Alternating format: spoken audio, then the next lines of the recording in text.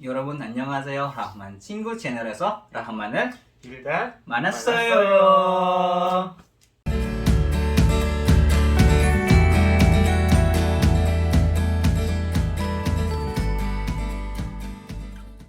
Iya, assalamualaikum teman-teman. Balik lagi di Rahman Cinggu Channel. Aku sekarang nggak sendirian, ada yang nemenin. Ini adalah Mas Hilda namanya. Coba Mas Hilda kenal dulu pertama kali. Nama saya Hilda Sanjaya, asal dari Kediri, Dari Kediri. Jawa Timur. Mas Hilda juga punya YouTube nih, namanya apa? Sanjaya Channel. Sanjaya Channel. Jangan lupa di subscribe juga. Sanjaya Hilda Sanjaya ya. Hilda Sanjaya di YouTube. Oh iya, dan langsung aja teman-teman. Jadi kan karena banyak banget yang suka nanyain di Instagram. Suka ada nanya nggak orang-orang? Banyak sih. Nah, kan suka banyak yang nanyain tuh. Kak, ke Korea caranya gimana sih? Ya. Iya, prosesnya. Prosesnya gimana sih? Pengen tahu. Coba dong jelasin. Kadang kan kalau terlalu banyak juga kan satu-satu jelasin, capek juga ya. Capek juga. Nah, jadi sekarang aku sama Mas Hilda pengen ngejelasin gimana tahapan-tahapannya kita ke Korea dari awal banget sampai nanti kita ke Korea. Oke, langsung aja. Siap. Oke, yaudah berarti langsung aja. Yang pertama kali yang harus perlu banget kita ke Korea itu apa? Harus ngapain dulu? Pertama harus paling nggak cari info dulu. Kerja di Korea itu seperti apa? Benar. Supaya nanti kita nggak kaget lah. Benar. Terus yang kedua mungkin kita bisa belajar dulu bahasanya. Nah, belajarnya itu di mana dan harus kayak gimana? Nah, sekarang di Indo itu banyak LPK, lembaga LPK, aku lupa. Lembaga pendidikan 2000 years later. itu. Apa sih LPK? Ya pokoknya itu lembaga itu adalah Untuk belajar bahasa Korea ya. bahasa Korea. Ada Korea, Jepang. Korea sama Jepang. Nah, untuk bahasa Koreanya kalian bisa kursus bahasa di situ di LPK di semua kota. Kayaknya ada. Hampir semua kota ada ya. Semua kota ada LPK. Jadi bisa cari di kota-kota yang terdekat lah maksudnya. Atau juga bisa searching dulu lah di YouTube atau di mana gitu kan. Iya. Nah, dari sana itu kita bisa dapat banyak info lebih lagi dari untuk cara-caranya gimana nanti ya. Karena benar-benar. Jadi sebenarnya bisa juga itu ada dua cara, bisa mandiri atau lewat APK. Tapi karena lewat mandiri itu agak susah karena kan kita kan nggak tahu kapan ada ujian lah atau apa. Jadi sebaiknya emang kalian harus belajar di LPK. Kecuali kalau mungkin kalian sudah belajar di LPK tapi terus tesnya gagal atau terus kalian pengen coba lagi sendiri, mandiri kan karena udah tahu ya tahapan-tahapannya. Dulu Mas Hilda belajar di LPK berapa lama? Dulu kebetulan pas pertama kali di LPK itu 3 bulan belajar. 3 bulan. Langsung ada tes. Kebetulan berarti 3 bulan belajar langsung ada tes ujian bahasa Korea. Jadi belajarnya cuma 3 bulan itu. Itu ujian waktu tahun berapa kalau betul? 2017. 2017. Berarti 3 bulan belajar tuh masih angkat-angkatnya langsung ada ujian. Langsung ada ujian. Nah, kebetulannya begitu. Itu ada senior juga kan yang udah sering ngikutin tes. Nah, cuman begitu tes ternyata mereka banyak yang gagal. Jadi untuk materinya tergantung kita sih. Belajarnya gimana, serius apa enggak itu tergantung kalian sih.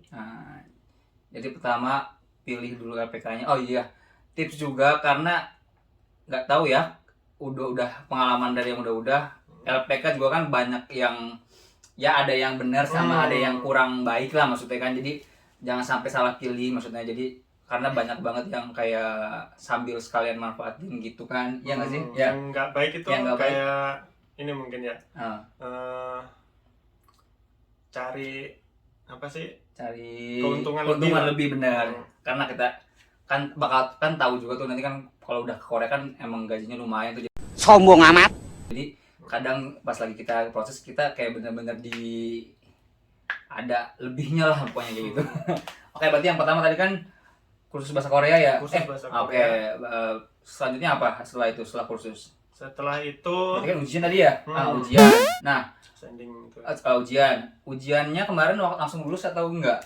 Alhamdulillah langsung lulus. Nah, itu 2017 PBT terakhir. PBT terakhir. PBT itu adalah ujiannya paper based test. Berarti ujiannya masih pakai kertas kayak ujian nasional di Indonesia kan. Nah, kalau misalnya kemarin ujian gak lulus, Mas Yuda berarti harus gimana? Tes lagi. Kapan? Nah, tahun depannya lagi ya? Iya, tahun depannya ya? lagi. Tahun depannya lagi. 2018 ya berarti.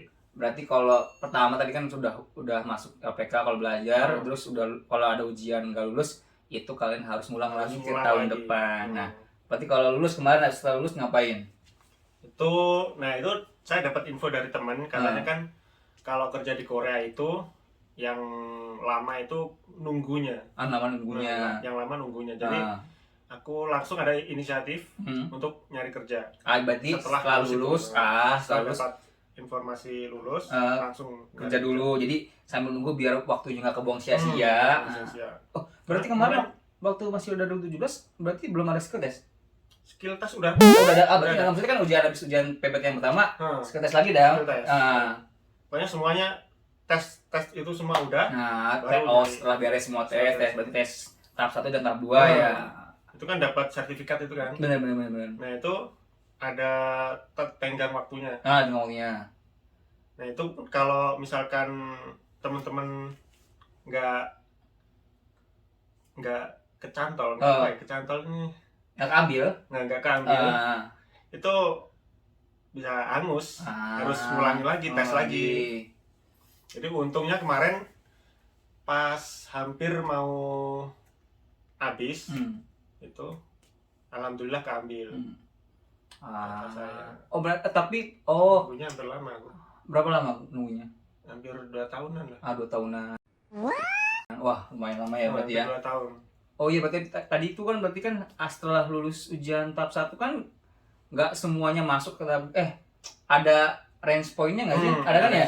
Nah, jadi teman-teman, jadi kan itu ada range point-nya. Jadi ketika kita nilainya ada di range point yang ditentukan, kita bisa masuk ke tahap kedua. Kalau yang tahap satunya udah nilai kita kurang, kita nggak bisa ke tahap 2, harus ngulang tahun depan. Nah, di tahap 2 pun udah ujian lagi, ujian skill test. Skill testnya apa aja coba? Skill test ada kayak masker ring, terus yang pin gitu ya, bor. Ada pin, masukin kayu itu, terus sama kayak engsel gitu nggak sih, masang engsel. Yang pokoknya ada 3 ya kalau salah ya. Ada 3. Pokoknya ada beberapa lah. Nah, berarti setelah itu ada pengumuman baru, pengumuman kelulusan tahap akhir ya. Tesnya pokoknya pertama tes tulis, tes skill, tes fisik. Tes fisiknya maksudnya yang bukan olahraga, tapi tinggi badan, berat badan, ukur ya. Terus buta warna juga ya, buta warna, tes mata. Nah, itu tes fisik. Terus pemberkasan sampai wawancara dulu ya. Pemberkasan. Wawancara apa tuh? Wawancara bahasa Korea. Iya, wawancara. Ya, skill testnya itu masuk wawancara. Jadi kita sama orang Korea kita wawancara langsung, tanya jawab bahasa Korea gitu.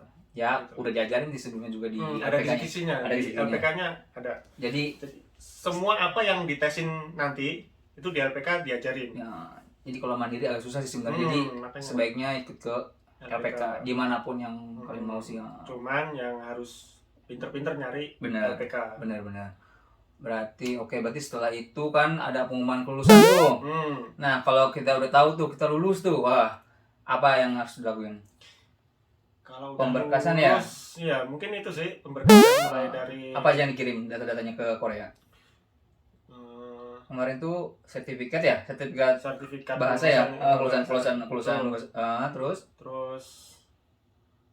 medical check up, hasil medical check up, paspor, apa lagi, KTP, surat ijazah, surat izin keterampilan, sama surat izin dari orang tua kalau nggak salah ya, atau dari istri kalau yang udah nikah. Ya, jadi setelah itu tuh kita pun kalau medical check up-nya belum fit, kita nggak bisa sending data ya kalau nggak salah ya. Jadi ke Korea tuh harus benar-benar fit. Jadi pas kita sending data, pas kita medical, kalau kita kayak ada penyakit apa sih ya yang nggak boleh tuh? Penyakit hepatitis dalam. Yang hepatitis kalau nggak salah sih ya, yang kayak ada bercak di itu nggak boleh ke Korea perbaru. Kalau mata minus nggak masalah, mata minus soalnya saya juga aku juga yang penting nggak butuh warna. Nah berarti setelah pemberkasan nunggu apa lagi? Pemberkasan setelah itu udah ya, berarti nunggu sampai ada kita pengumuman prelim. Nah itu kan, tadi kan kalau misalnya kita ada penyakit nih kan berarti kita nggak bisa sending dulu nih. Itu masa tunggunya sampai kapan sih itu sertifikatnya, kan masih ada masa berlakunya atau enggak? Ada. Sertifikatnya ada sampai 2 tahun sih. 2 tahun ya kalau nggak salah. 2 tahun. Terus setelah itu ngapain lagi? Udah paling nyiapin apa yang belum kayak visa, paspor, visa gitu sih. Kalau visa kalau nggak salah diurusin dari pihak itu nggak sih? Dari pihak BP2M, BP sekarang apa sih? Jadi dulu kalau zaman kita dulu namanya BP3TKI ya. Tapi sekarang namanya udah berubah jadi BP2MI. Iya nggak sih? BPA. Jadi semua info-info tentang apa kerja ke Korea atau kerja ke negara lain ada di websitenya bp2mi.go.id kalau nggak salah. Yang resmi. Nah, yang belum berarti. Ada. Yang nggak resmi ada jadi PT-PT biasanya. Nah, kan kalau misalnya udah sending data nih, kan yang sending kan banyak banget tuh. Itu bakal semuanya keambil nggak sih sama orang Korea? Sama pihak pabrik Korea? Enggak semuanya. Jadi itu tergantung dari apa? Tergantung hoki sih. Hoki benar. Jadi ya mau kalian misalnya pas nilai ujian kamu 200 lah atau berapapun, tapi ketika dari pihak user di Koreanya itu nggak ngambil nama kamu di sana, itu kamu bakal nunggu terus. Iya nggak sih? Iya. Pokoknya yang pas di tes itu kalian cari itu aja apa? Standar kelulusan. Udah kalian cari nilai itu aja. Nggak usah maksimal. Kayaknya sama aja sih. Sama aja sih hasilnya. Soalnya pas sending data juga kita milih tempat-tempat yang misalnya kayak di Korea kita mau di kota mana, terus di Koreanya itu kita pengen kerja bidang apa gitu kan, ada bilangnya. Tapi sebenarnya nggak ngaruh sih, kemarin aku milih apa dapatnya jauh sih jomblo. Jadi balik lagi tergantung gimana rezeki kita gimana. Terus juga ya gimana, kencengin doanya aja sih sebenarnya.